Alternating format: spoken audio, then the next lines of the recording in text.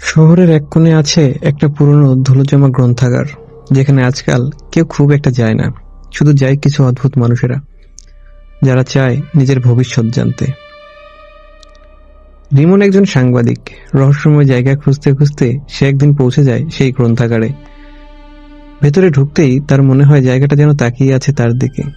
পুরনো বইয়ের তাক, ধুলো, মাকড়সার জাল, কিন্তু কোণার একটায় একটা অদ্ভুত কালো কভারের বই পড়ে আছে।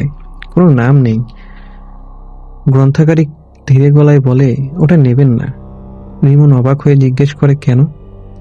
লোকটা শুধু বলে, কারণ যারা নেয় তারা আর আগের মতো থাকে না। রিমন বইটা উল্টে পাল্টা করে দেখে, ভিতরে তার জীবনের গল্প লেখা। শৈশব, কলেজ, প্রথম প্রেম, সব। সে অবাক হয়ে যায়, কিন্তু শেষ পাতা খালি। শুধু নিচে লেখা, শেষ পাতা এখনো লেখা হয়নি। গ্রন্থাগারিক বলে, এই বই কখনো কিনতে নেই, শুধু পড়তে হয়, ফেরত দিতে হয়।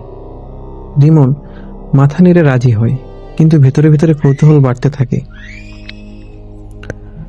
সত্যি হতে থাকা ঘটনা। রিমন বাড়ি ফিরে বইটা পড়ে দেখে বইয়ে লেখা প্রতিটা ঘটনা তার জীবনে সত্যিই ঘটেছে। সে হাসে, ভাবে হয়তো কাকতালীয়, কিন্তু এর পরের লাইন পড়ে তার গলা শুকিয়ে যায়। আগামীকাল রিমন জানবে, সে যাকে ভালোবাসে সে অনেকদিন ধরে মৃত্যুর সাথে যুদ্ধ করছে। পরদিন সত্যি তার বান্ধবীর ক্যান্সার রিপোর্ট পজিটিভ আসে। রিমনের রক্ত ঠান্ডা হয়ে যায়। রিমন বইটা শেষের দিকে এগোয়, প্রতিটি লাইনই সত্যিই হয়। শেষের দ্বিতীয় পাতায় লেখা, রিমন বুঝতে পারবে তার ভাগ্য লেখা হয়ে গেছে, কিন্তু সে পড়তেই থাকবে, শেষ পাতার আগে থামবে না। রিমন বই বন্ধ করে দেয়। ঘামছে সে, কিন্তু কৌতূহল জয়ী হয় ভয়কে। সে শেষ পাতায় যায়।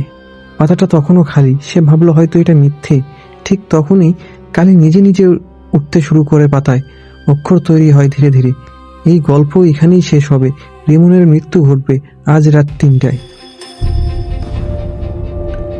৩টার অপেক্ষা। সেই রাতে রিমন ঘড়ির দিকে তাকিয়ে থাকে। ২:৫৫ বাজে। তার বুক ধুকপুক করছে। ২:৫৯। বাতাস ভারী হয়ে আসছে। ৩টা বেজে গেল। দূরে বজ্রপাত, বাতি নিভে যায়। রিমনের বুকের ভিতর তীক্ষ্ণ ব্যথা। সে পড়ে যায় মাটিতে। শেষবার বইটির দিকে তাকিয়ে দেখে পাতার নিচে লেখা আরো একটা লাইন, এবং তারপর এই বই আবার তাকেতে ফিরে যাবে পরের পাঠকের জন্য। পরদিন সকালে গ্রন্থাগারিক নিঃশব্দে বইটা আবার সেই একই তাকেতে রেখে দেয়।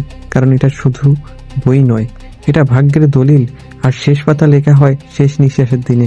তাই মনে রেখো, যদি কোনোদিন কোনো গ্রন্থাগারে একটা নামহীন বই দেখতে পাও, শেষ পাতায় কখনো চোখ দিও না, কারণ তোমার শেষটা ওখানেই লেখা থাকবে। সো বন্ধুরা, গল্পটা যদি ভালো লেগে থাকে অবশ্যই লাইক কমেন্ট করবে, জানাবেন। আর অবশ্যই আমার চ্যানেলটিকে ফলো সাবস্ক্রাইব করে দিবেন। ধন্যবাদ সবাইকে।